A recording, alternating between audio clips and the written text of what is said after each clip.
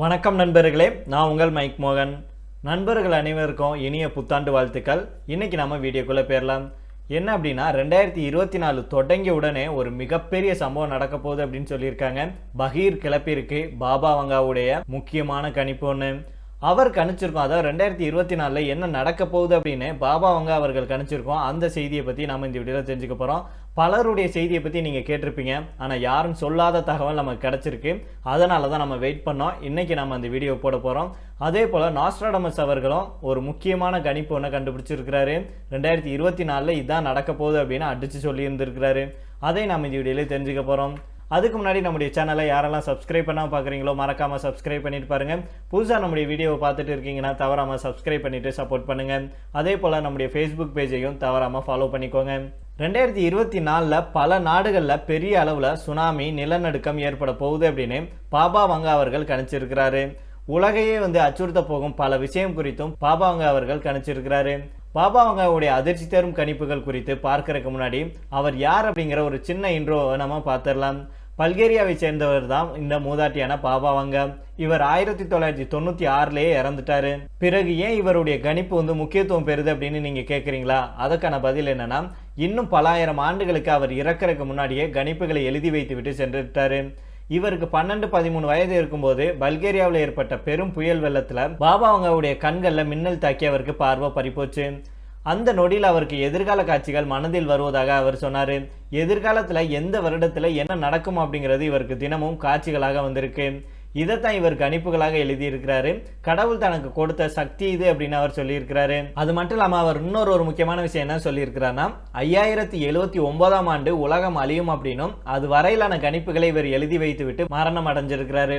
இதுவரைக்கும் உலகின் பல முக்கிய நிகழ்வுகளை இவர் துல்லியமாக கணிச்சிருக்கிறதாக சொல்லப்படுது. உதாரணமாக 9/11 அல்கொய்தா அமெரிக்காவுடைய இரட்டை கோபுரத்தில் தாக்குதல் நடத்தியதை இவர் துல்லியமாக கணிச்சிருந்தாராம். அதே போல இளவரசி டயானா மரணம், தாய்லாந்தில் ஏற்பட்ட 2004 சுனாமி, ஜப்பான் சுனாமி, அமெரிக்க அதிபராக ஒபாமா பதவி ஏற்றது, சோவியத் யூனியன் உடைஞ்சது அப்படின்னு பல விஷயங்கள் இவர் கணிச்சிருக்கிறாரு. இந்த நிலையில தான் 2024 என்ன நடக்கும் அப்படிங்கிறத பாபா வங்கா தன்னுடைய கணிப்புல எழுதி வச்சிருக்கிறாரு. அதன்படி 2024 இந்தியாவுடைய வெப்பநிலை 50 டிகிரி செல்சியஸ் வரைக்கும் உயரும் அப்படின்னு சொல்லியிருக்கிறாரு. இந்தியா உள்ளிட்ட பல நாடுகளில் வெப்பநிலை காரணமாக அதிக அளவில் வெட்டுக்கிளிகள் அட்டாக் செய்யும். இதனால் பயிர்கள் மொத்தமாக சேதமடைஞ்சு மக்கள் பஞ்சத்தால் அழிய போறாங்க அப்படின்னும் அதில் தெரிவிக்கப்பட்டிருக்கு. மேலும் சொந்த நாட்டுக்காரரின் கையால் ஒரு பெரிய ரஷ்ய தலைவர் கொலை செய்யப்படுவார். அவருடைய கொலை உலகத்தையே நிச்சயமற்ற நிலைக்கு தள்ளியது அப்படின்னு அவர் தெரிவிச்சிருக்கிறாரு. அதாவது புட்டின் மரணம் பற்றி அவர் சொல்லியிருக்கிறாரு. 2024 ஆண்டுல பெயரிடப்படாத ஒரு பெரிய நாடு உயிரியல் ஆயுத தாக்குதல்களை உருவாக்கும். அதை வச்சு தாக்குதல்களை மேற்கொள்ளும். அதே வேளையில ஐரோப்பா முழுவதும் வேற விதமான பயங்கரவாத தாக்குதல்கள் நடக்கும். இதனால பயங்கரவாத நாடாக அந்த நாடு மாறும் அப்படின்னு சொல்லியிருக்காரு.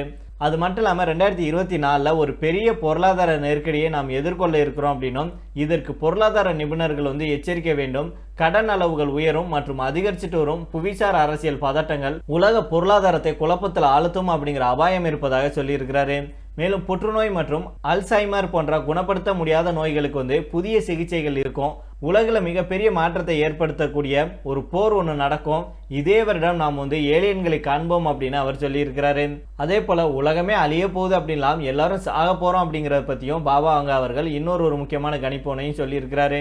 அதாவது 2024 ஆண்டுல என்ன நடக்க போகிறது அப்படிங்கிற குறித்தும் பாபா வங்கா அவர்கள் கணிச்சிருந்தான்னு சொன்னோம் இல்லையா. இவர் அதாவது 2024 வர்றதுக்கு முன்னாடியே 2 மாசத்துக்கு முன்னாடியே பார்த்தீங்க அப்படின்னா இது குறித்த சில தகவல்கள் வெளியா இருந்துச்சு. அதன்படி பார்த்தோம் அப்படின்னா 2024 தீர்க்க தரிசனங்களில் பூகம்பம், தீ, வெள்ளம் போன்ற பேரழிவுகள் வரப்போகுது. புற்றுநோய்க்கான தீர்வு 2024 ஆண்டுல கண்டுபிடிக்கப்படும். ஐரோப்பாவில் தீவிரவாதிகளின் தாக்குதல்கள் அதிகரிக்கும். சைபர் தாக்குதல்கள் அதிகரிக்கும். 2024 உலக பொருளாதாரத்தை பாதிக்கும். பெரும் பொருளாதார நெருக்கடி ஏற்படும் அப்படின்னு சொல்லியிருக்கிறாரு. மேலும் அமெரிக்காவுடைய முன்னாள் அதிபர் டொனால்ட் ட்ரம்ப் 2024 ஆண்டுல மர்ம நோயால பாதிக்கப்படுவார். அது அவரை காது கேளாதவராக்கும், மூளையில பாதிப்பை ஏற்படுத்தும் அப்படின்லாம் பாபா வங்காவின் கணிப்புகளை கேட்டு உலக மக்கள் அதிர்ந்து போயிருக்காங்க. இப்போது பாபா வங்கா கணித்ததாக மேலும் சில தகவல்கள் வெளியாயிருக்கு. 2024 ஆண்டுல ரஷ்ய அதிபர் புட்டின் படுகொலை செய்யப்படலாம். அதுவும் அந்த நாட்டு மக்கள் சதி செஞ்சு அவரை படுகொலை செய்யலாம் அப்படின்னு கணிச்சிருக்கிறார் பாபா வங்கா. புற்றுநோயால பல பேரும் மரணிச்சுட்டு வரும் நிலையில இந்த கொடிய புற்றுநோய்க்கான மருந்து 2024 ஆண்டிலேயே கண்டுபிடிக்கப்படும். இந்த புற்றுநோய் மருந்தால் உலகில் ஒரு மிகப்பெரிய மாற்றம் ஏற்பட போகுது. 2024 ஆண்டுல உலகம் கடுமையான பொருளாதார நெருக்கடியை சந்திக்கும். இது உலக பொருளாதாரத்தில் எதிர்மறையான தாக்கத்தை ஏற்படுத்தும். வருகிற ஆண்டில், அதாவது 2024ஆம் ஆண்டில் ஒரு உயிரியல் ஆயுதங்களை உலகின் மிகப்பெரிய நாடு சோதனை செய்யக்கூடும். இந்த மாதிரியான சோதனை எங்கு மேற்கொள்ளப்படும் அப்படின்னு சொல்லல. ஆனாலும் இந்த விஷயம் நடக்க வாய்ப்பு இருப்பதாக பாபா வங்கா அவர்கள் பதிவு செஞ்சிருக்கிறாரு. மேலும் 2024ஆம் ஆண்டில் உலகில் சைபர் தாக்குதல்கள் அதிகரிக்கும். ஹேக்கர்கள் மிகவும் அதிநவீனமாகி பல முக்கியமான உள்கட்டமைப்புகளை குறிவச்சு ஹேக் செய்வாங்க. வரும் ஆண்டில் உலகம் காலநிலை தொடர்பான பிரச்சனைகளை அதிகம் சந்திக்க நேரிடும்.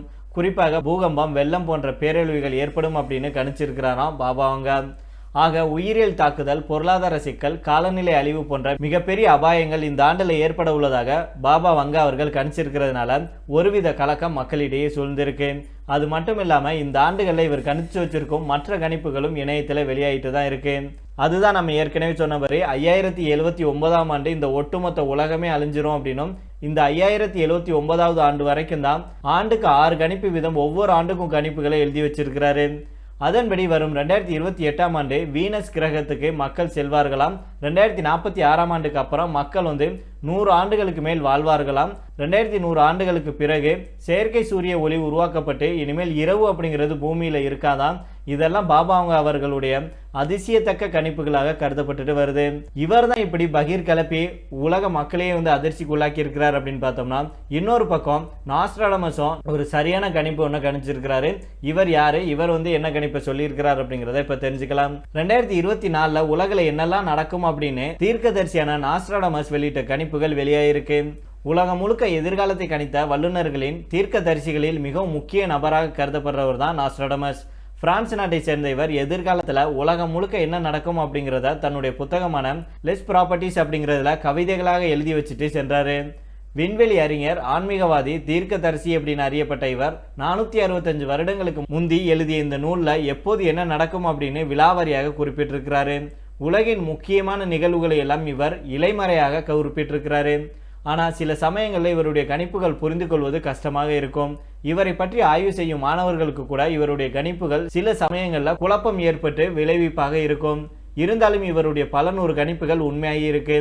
இந்திய அரசியல் முடிவுகள் குறித்தும் இவர் நிறைய கணிப்புகளை மேற்கொண்டதாக அவ்வப்போது சொல்லப்படுறது வழக்கம். குறிப்பாக 9/11 தாக்குதல், அமெரிக்க அதிபர் ஜான் எஃப் கென்னடி கொலை, ஹிட்லருடைய எழுச்சி, மரணம், லண்டன் தீ விபத்து அப்படின்னு பல 100 விஷயங்களை இவர் துல்லியமாக கணிச்சிருக்கிறார். இந்த நிலையில தான் 2024 என்ன நடக்கும் அப்படிங்கிற கணிப்புகளை இவருடைய புத்தகத்திலிருந்து வெளியிட்டிருக்கிறாரு. ஒரு கடற்படை போர் நடக்க வாய்ப்பு இருக்கு அப்படின்னும், மேலும் சிவப்பு நிறம் கொண்ட எதிரி தனக்கு இருக்கும் பயத்தால பெரும் கடலை பயத்துக்கு உள்ளாக்குவார் அப்படின்னு சொல்லியிருக்கிறாரு. சிவப்பு எதிரி அப்படின்னு நாஸ்ட்ராடமஸ் சீனாவையும் நாட்டுடைய சிவப்பு கொடியையும் குறிப்பிடுவதாக நியூயார்க் போஸ்ட் சொல்லியிருக்கு. கடற்படை போர் அப்படின்னா தைவான் தீவுடனான சீனாவுடைய பதட்டங்களை, மோதல்களை சுட்டி காட்டுவதாக சொல்லப்படுது. அதாவது சீனாவுக்கும் தைவானுக்கும் ஒரு மிகப்பெரிய கடற்படை போர் நடக்க போகுது 2024 அப்படின்னு நாஸ்ட்ராடமஸ் அவர்கள் சொன்னதாக சொல்லப்படுது. மேலும் நாஸ்ட்ராடமஸின் ஒரு பத்தியில தீவுகளின் ராஜா பலத்தால் விரட்டப்படுவார் அப்படின்னு சொல்லப்படுது. அவர் 3ஆம் சார்லஸ் அரசை குறிப்பிடுவதாக சிலர் நம்புறாங்க. சார்லஸ் மன்னரை பற்றி ஒரு பத்தியில விரைவில் ஒரு பேரழிவுகரமான போர் நடக்கும், அது முடிஞ்சதுக்கு அப்புறம் ஒரு புதிய ராஜா பதவி ஏற்பாரு, அவர் நீண்ட காலம் பூமியை பாதுகாப்பார் அப்படின்னு சொல்லியிருக்கிறாரு. The complete prophecies for the future அப்படிங்கிற புத்தகத்தை எழுதிய பிரிட்டிஷ் எழுத்தாளர் மரியோ ரீடிங் அவர்கள் மன்னர் சார்லஸ் பதவியிலிருந்து விலகுவதற்கான வாய்ப்பு இருக்கு அப்படின்னு இந்த கணிப்பை பற்றி சொல்லியிருக்கிறாரு. பிரின்ஸ் ஹாரி அவர்கள் புதிய மன்னராகும் வாய்ப்புகள் இருப்பதாகவும் சொல்லப்படுது. அதே போல காலநிலை நெருக்கடி சமீபத்திய ஆண்டுகளில் மிகவும் மோசமாக இருக்கு. 2024ஆம் ஆண்டுல இது இன்னும் மோசமாகிவிடும் அப்படின்னும் கணிச்சிருக்கிறாரு. அவருடைய கணிப்புகள்ல இருந்து ஒரு பத்தியில வறண்ட பூமி மேலும் வறண்டு வளரும், அதன் விளைவாக பெரும் வெள்ளம் ஏற்படும், உலகில் இன்னும் பல நாடுகளில் வெள்ளம், காட்டுத்தீ ஏற்படும், அது பஞ்சத்துக்கு வழிவகுக்கும், ஆர்டிஃபிஷியல் இன்டெலிஜென்ஸ் சாதனங்கள் மனிதர்களை கட்டுப்படுத்த தொடங்கும், மனிதர்கள் கணினிகள் மூலம் கட்டுப்படுத்தப்படுவாங்க, ஏஐ சாதனங்கள் மனிதர்களை ஆளும் அப்படின்னு அவர் தன்னுடைய கணிப்பில் சொல்லியிருக்கிறாரு. அவருடைய கணிப்பின்படி உலகம் விரைவில் போப் பிரான்சிஸுக்கு மாற்றாக புதிய போப்பை தேர்வு செய்யும் அப்படின்னும், மிகவும் வயதான போப்பாண்டவரின் மரணத்தின் மூலம் நல்ல வயதுடைய ஒரு ரோமன் அந்த பதவிக்கு தேர்ந்தெடுக்கப்படுவார், அவர் மென்மையானவர், அதே சமயம் நீண்ட காலம் பதவியில் இருப்பார் அப்படின்னு சொல்லப்பட்டிருக்கு. ஆக 2024 பாபா வங்கா அவர்களும் சரி, நாஸ்ட்ராடமஸ் அவர்களும் சரி, அவங்க 2 பேரும் கணிச்சிருக்கிறது பார்த்தீங்க அப்படின்னா 2024 கொஞ்சம் இதுவரைக்கும் பார்த்திடாத ஒரு மிகப்பெரிய ஒரு சம்பவத்தை நம்ம பார்க்க போறோம் அப்படின்னு தான் சொல்லணும். அதனால பொறுத்திருந்து தான் பார்க்கணும். எந்த ஒரு அசம்பாவிதங்களும் எந்த ஒரு நாட்டுக்கும் எந்த ஒரு நாட்டு மக்களுக்கும் வரக்கூடாது அப்படின்னு தான் நம்ம சொல்லணும். ஏற்கனவே கடந்த 2019 நாம் ஒரு மிகப்பெரிய துயரத்திலிருந்து மீள முடியாம இப்பதான் கொஞ்சம் கொஞ்சமா மீண்டு வந்துட்டு இருக்கிறோம். அதாவது சீனா ஏற்படுத்திய கொரோனா மூலமாக நம்ம மிகப்பெரிய அடியை வாங்கியிருக்கிறோம். நாம மட்டுமல்ல, உலக நாட்டு மக்களுமே. அதிலிருந்து நம்ம வெளியில வந்த உடனே பார்த்தீங்கன்னா ரஷ்ய உக்ரைன் போர் நடந்துச்சு. அந்த போர் முடிஞ்சிச்சு அப்படின்னும் விரைவில் அதை முடிச்சிடலாம் அப்படின்னு நினைச்சிட்டு இருக்கும்போது அடுத்ததா இஸ்ரேல் ஹமாஸ் போர் தொடங்கி இப்போ ஆரம்பிச்சிட்டு இருக்கு. அது இன்னும் முடிகிற மாதிரி தெரியல. ஒரு பக்கம் ரஷ்ய உக்ரைன் போர் உலக மக்களையும் உலக நாட்டுடைய பொருளாதாரத்தையும் மிக கடுமையாக பாதிச்சுட்டு வருது. அதே போல இஸ்ரேல் ஹமாஸ் போரும் உலக பொருளாதாரத்தையே பாதிச்சுட்டு வருது. இந்த நிலையில இன்னொரு பூகம்பம் போல இவர்களுடைய கணிப்பு மட்டும் நடந்துச்சு அப்படின்னா கண்டிப்பாக உலக நாடுகளும் சரி, உலக நாட்டு மக்களும் சரி ஒரு மிகப்பெரிய மீளா துயரத்துக்கு ஆளாயிருவாங்க அப்படிங்கறத நம்முடைய கருத்தாக இருக்கு. அதனால எந்த ஒரு அசம்பாவிதம் நடக்காம நாடு அதுபடியே போகணும் அப்படிங்கறத நம்முடைய கருத்தாக இருக்கு. ஒவ்வொரு நாட்டுடைய தலைவர்களும் அடுத்து ஏதாவது ஒரு இக்கட்டான ஒரு சூழ்நிலை வரும்போது அதுக்கான முன்னெச்சரிக்கையோட இருக்க வேண்டும் அப்படிங்கறத நம்முடைய கருத்தாக இருக்கு. சரி நண்பர்களே, இதோட நம்ம இந்த வீடியோ முடித்துக் கொள்ளலாம். இதை பற்றி உங்களுடைய கருத்துக்களையும் கீழே உள்ள கமெண்ட் பாக்ஸ்ல சொல்லுங்க. மீண்டும் நாளை வேறொரு செய்திகளுடன் உங்களை சந்திக்கிறேன். நன்றி, வணக்கம்.